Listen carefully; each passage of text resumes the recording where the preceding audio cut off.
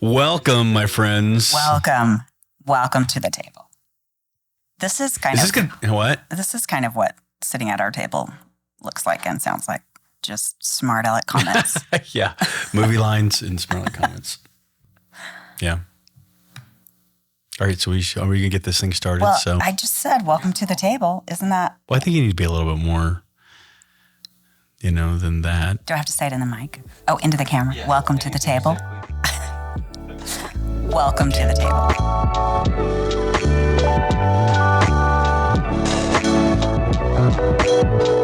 Okay, we're done.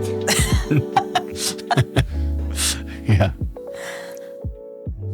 I did, I thought it would be good to talk about the prophetic words that we've had about this, because I think that helped us really settle on what we wanted to do. Yeah. Go now. Recite the prophetic words. Hold on, I have it memorized. The Lord would say, right. Yeah. So obviously, what is the table all about? What is this, as though we're, and bottom line in all this, we just don't think there's enough podcasts out there in the world. There's not enough people sitting at mics talking about stuff that nobody cares about. Anyways, no, so it's probably been now a couple of years since this transpired. And so it wasn't really something on our radar per se, but I remember we had a guest speaker in, and I won't tell you who it was just for mystery, but as this guest speaker began to kind of speak some things, she felt like the Lord just even kind of speaking these words over us and different things about the church and different things about leadership. One of the things that she mentioned very clearly, she said, you're going to have a podcast. And it wasn't something that necessarily we were just, sitting at home dreaming up, what we need to do with our life is have a podcast. But one of the things that she said very specifically about it was, I remember this distinctly, was she said, you're going to have fun with this. And so really the whole table concept is really built around the idea of the table is a place where, for us, it's, some of our probably best memories raising our kids and being a family is just being around the table and laughing and sometimes talking about serious things and sometimes disagreeing and sometimes, just being there. But I think the table is an intimate place of conversation and fellowship and communion. And there's so many dynamics to it. And so even in the visual part of this, where we're sitting across the table from each other, I think there's different positions in the table where we at times sit on the same side. Sometimes we sit across, and so it's really meant to be a place where, for us, what can we bring of value to, just people who would be interested in maybe just talking about ministry. Talking about ministry plus marriage. We're going to spend some time talking about women in ministry, and I'm assuming you're for it. I am pro, yes. She's pro, folks. Yes. And I am too, as well. And we'll spend some time just talking about what does it look like, and the things that are on our heart in practical sense. And I think this kind of gives not only those people who are a part of our church and body and family a chance to kind of connect in and hear what's going on, but also just people, if it can be of value to you, then man, we're all about that. So that word sort of set us up to just sort of begin to plan. I think, one of the things that, and you can jump in anytime here, okay. In this conversation, I didn't know you were interviewing me, so It's just you're doing a great job. You asked me one question, and then I'll just talk for the next hour, and then that's all the time we have, folks. And so I think that too, the reason the table our table wasn't just about our family. There was a time in our life when we had no table. We ate on the floor. Okay, that is true too. Probably. But there was a time when we just had more Yeah. opportunity to invite people For sure. to our table. I remember some Sundays when you weren't the senior leader, we weren't leading, that we would come home after Sunday church and we'd have, 25 people in our little, 1,400 square foot house, and we'd all, eat lunch together. And that was when we were having Sunday night service. Yeah. And I'd look around and there would be kids sleeping on couches and floors to catch a quick nap before we went back. And so those were some of our happiest times in ministry that unfortunately we don't have the ability to do that anymore just because of what our Sundays look like. But that was always one of the sweetest times to me. And it wasn't just family. It was, people that didn't have a family or people that just didn't have a place to go. And so I think we tried to make people family through that process, of just inviting them into our family, so they would feel like they had a family. And family's sort of a broken commodity, it seems, today in culture. And so when you say family, for a lot of people, it can have bad connotations and bad experiences and, bad history to it. But it's really somewhat about just redeeming the family, the values of that, the relationship of that. Right. And I think our heart is not ever to only show the good. Yeah. I think that's part of growth and maturing, is understanding that all family has bad Sure. to it as well, but it doesn't have to change the fact that you love each other through it, and can sometimes even learn to appreciate the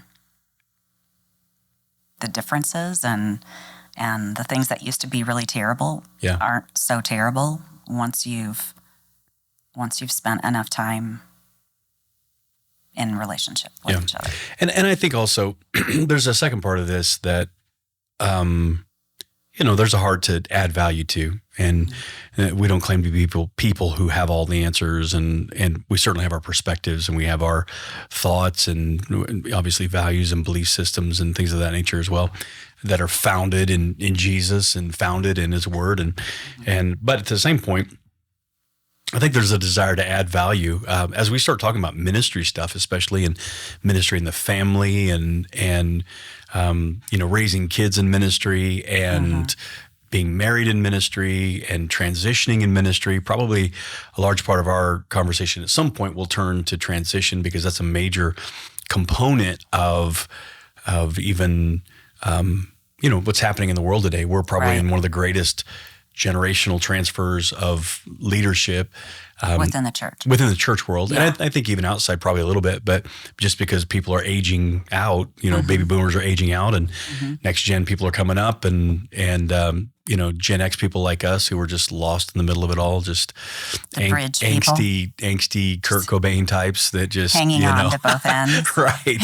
We just don't get mentioned anymore because of these dang millennials and Gen Zers that nobody really cares about. So I'm kidding. We care about you. We care deeply. You're the only people that are on social media. So, yo, TikTok. And so, I'm pretty sure that's what? You shouldn't do that sign. Is that a bad sign now? It used to be peace. Now it's two. And now I it's think backwards like that is. How do you know that? Because I am well-traveled. Wow. What is that? Is something wrong with that? No. Am I going to get in internet jail for that? In Australia, isn't that the same as flicking someone off? I'm not Australian, so I wouldn't. It doesn't mean the same thing. But you've been there. Does that count if you've been there? I don't think that's true. I'm not saying it makes you Australian. I'm just saying. Well, I'll just put my hands under the table then. We'll call this good. But so I think there's a back to the value add of this, because none of that was worth anything. We'll show you what not to do. Yeah, it was worth nothing. I think, I think for us, and maybe this is a good segue to talk about, stewarding something you believe that God's put in your heart, or something that God has spoken to you through, prophetic word, which is we believe in, And so I think there's something to actually taking a step of obedience. We were talking to a young pastor recently in the last couple of days and talking about God, challenging him with obedience. And I think sometimes what people are really concerned about is the outcomes, what's it going to look like and what happens if it fails or what if it goes nowhere. And I just think we're far less interested in all of that and far more interested in just, okay, what is the next step in front of us? And if we feel like, man, Lord, you put this on our heart to do something like this. And what was interesting was back in those days when she said, you're going to have a podcast, number one, there was no such thing as video podcasts. Everything was audio podcasts. Right. That was back in the days, of the World Wide Web and the information superhighway, as we used to call it. And you guys remember it being called that? Yeah. Well, I do have some gray hairs of wisdom. Do you remember being called the information superhighway? No. Because you're 12, right? Seriously. You've only known it as the internet or the web or whatever. Like it was initially Al Gore when he invented it. When he invented it? Did you hear that? You're too young to even know that. Al Gore invented the worldwide information superhighway. Yeah. We claimed to. That was the whole deal. He claimed, no, that was like 2004. He claimed, don't try to act like you're relating with me right now. Like you actually were around. He reads when were you born? 93. I graduated high school in 91. You graduated when? When? I don't think they heard you. Did you say 90? 1990. 1990. Yes. I'm older than Wait a you. minute, that makes you older than me. Yeah. So, okay. You need to find new material. Listen, I will never. I did. He has called me a cougar from the platform on many occasions. Well, yeah. It doesn't even bother me. So anyways, yeah, she's so used to it. I'm so used to it. She's so used to my dumb jokes. And so, what were we talking about? Something important. Stewarding what's right in front of you. We thought... Right, back in those days. Thank you. Right back in those days. You can edit all that out. Back in those days, there was no such thing, forgive me, of a... video. A video-based YouTube. I mean, those things were there, but what is today happening just wasn't. And I remember when she said that, I thought, oh, okay, I listened to podcasts and I'm thinking, okay, something in leadership and or whatever, ministry, or I don't know what that would be. But it's interesting to watch just how just trying to just be obedient with the simple thing. Okay, Lord, this is what we're doing.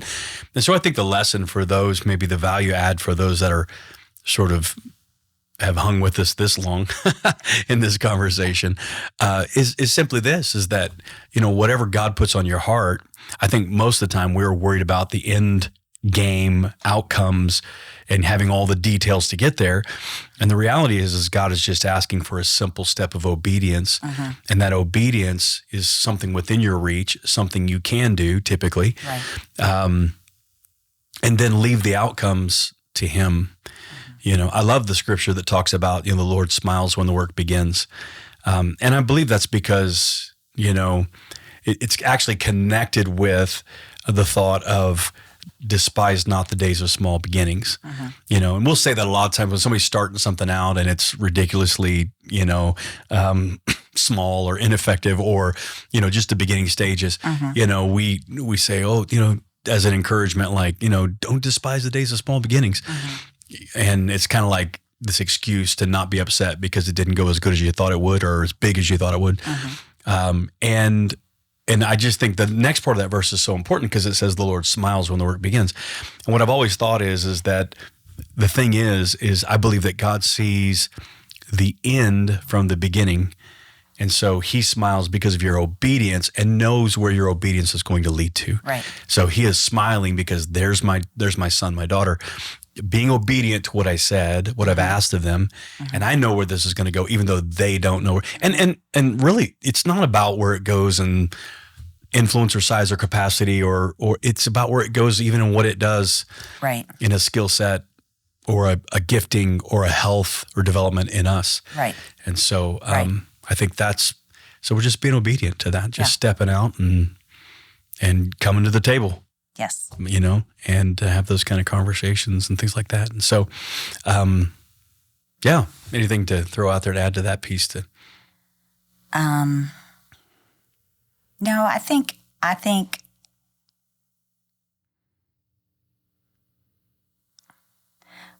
I'm a little, I don't think I had any idea what a podcast would look like or should look like. Well, so let's back up and talk about that piece a little bit, because initially when we first started this, we had originally thought, well, okay, I'm going to have a podcast and so on and so forth. And in the midst of that conversation, then we started having kind of some sense, and especially for me, I was saying, man, Dana, I really think you should have a podcast because I think there are a ton of women and men, who, to be honest, and this is the way I've said it to you, so you know this, but I'm saying this for your benefit. I've said, there are 1,000, or there's 10,000 guys like me out there spouting stuff on podcasts. And I don't mean that to be cynical or, but it's true. Like there's no shortage of pastors on audio, video, spouting podcasts and talking about things that are on their heart. And that's great. I'm for it. But there are not many women really, in comparison, who are, strong leaders, spiritual leaders, healthy leaders, moms, wives, Gigi's, Yes. That's grandmas. Let me translate that for some of you. It's grandmas. And so I just think, man, there's so few of those out there that it's, I think, so we thought initially, I was like, man, I think, Dane, it would be great for you to have a voice out there sharing this. And so we just, again, this is all part of that process of obedience. We just started working towards that end. And what really kind of pushed us away from that was neither one of us were having any fun. Yeah, we weren't. By ourselves. We weren't. And that was a big piece in that. Yeah, because we both recorded things and we've done things. Yeah. And I just thought it was weird, like just staring into a camera, like, hey, so you want to talk? What are you doing there? I thought it was I just felt weird. I'm like, didn't feel right. Right.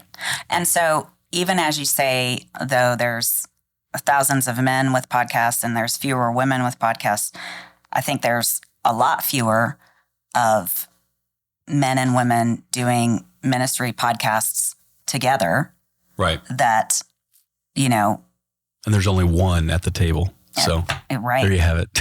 Did we trademark that? Nailed it. So I think that's really what we're endeavoring to do, is not because we have it all wired, but we have been doing ministry together for a really long time. Yeah. And since the early 90s. Yes, the early 90s. And I think we've figured a few things out, how to be a little bit healthier and go home happier. Yeah, because we are, and again, I'll say this on Enneagram, and I know some people don't like that, and I would say this about any of those tests, personality tests, it may not have any scientific base to it whatsoever, but it might be helpful. And that's the way we sort of approach it, just helping understand how people process. And so, Dana as a 3, myself as an 8, those are some pretty high charged personality types to be married together. A lot of times you have the opposites attract kind of concept. And while we're not identical or the same by any stretch of the imagination, we both have very, you're a high achiever, and I'm, just a bossy, take the mountain kind of guy. So I think like those two together through the years, and you coming into this, learning how to give space for those gifts and for that personality. I think that's part of that conversation too, that will come about as we talk about how to do that, because, and it's okay. whoever God and you end up with and God leads you to and you get married to, and you might be complete opposites. There's 100 ways to do this. And I think, we don't have to compare ourselves to anybody else and say, well, I've got to be like them. Right. But I think what we want to share is our real life experience, and invite people to a table to be a part of that family conversation. Right. To go, this is what has sort of, this is what's worked and what hasn't worked. I mean, there'll be times we'll talk about things that didn't work for us, and we had to learn through 30 some years of marriage and ministry, and with a lot more still to go. I mean, we're not like signing off, feeling like we're done. But I think it's really just honestly probably in some of the prime of our ministry years right now, from my perspective. So I think that's some of the value as well. Yeah, our hope is just to be helpful to people, not give a formula for how it has to be done, but just, we're okay saying, gosh, we blew this. Yeah. Wish we would have done this different. And if you've got a heart to learn from others' mistakes instead of making your own, we'll gladly lay that out. And here's some stuff that really, man, this was great. And when we got it right for us anyway. Right, for sure. So I think, there's a couple of pieces that I think we can kind of maybe wrap this conversation up with in my mind as I think about it. Number one, I think if there are pressing topics, family ministry, marriage, that you would like for us to talk about, then I would say jump on the comments, send the messages, let us know what those things are. And while we're not driven by, it's not a polling station, we always just want to add value in places where there's real needs. Right. And the beauty of this interaction is that you can jump on and go, hey, I'd like to, here's some views on women in ministry, or here's some views. Where do you get that from? Because it is all very theological for us. It's all very, it's not just a random idea we have in how we do ministry. We say it all the time. Everything's theology. We go back to why do we do what we do, and how do we do, and where's that foundation, and where does God lead us to? And so if there are those pieces, and again, there's going to be people who disagree with that. And there are academic, scholarly, intelligent, gifted people on both sides of these conversations. It's not an issue to depart over. It's not about your salvation. It's a secondary issue. It's, there are different approaches, I think, interpretations of Scripture, I think. That all fall within, there's this point where you just got to sort of walk this thing out as the Lord's leading you. The other piece is, obviously to help us reach people is just simple jumping on board with us, being a part of this process, and just subscribing and liking and sharing. I know you hear that probably in every podcast and that sort of thing, but I think it's really what helps us to reach people. It's what helps us to get that word out, and to connect with people and serve them as well. Yeah. And so we'd appreciate that if you find it helpful, if you think it'd be worth the time and energy for someone to listen to. We'd like for you to do that. And then we'll just follow this thing and go where our hearts, where we feel like the Lord in our hearts are leading us, and where people are having real need, that we can speak into. So I had fun today. Did you have fun? Yeah, well, it's much funner together. And that was the thing. We figured out, we both sat down and said, man, doing it myself is just no fun. And part of that word we received was it was supposed to be fun. And so we were like, man, we'd have a lot more fun together. So than we will apart.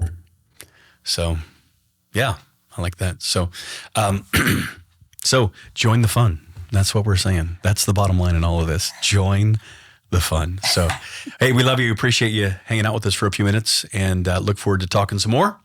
Hit those buttons and send us some comments. Let us know what's up, what you'd like to see, what you'd like to hear, and we'll do our best to bring something of value So that's it from the table. From the table. From the table. Well, till next time.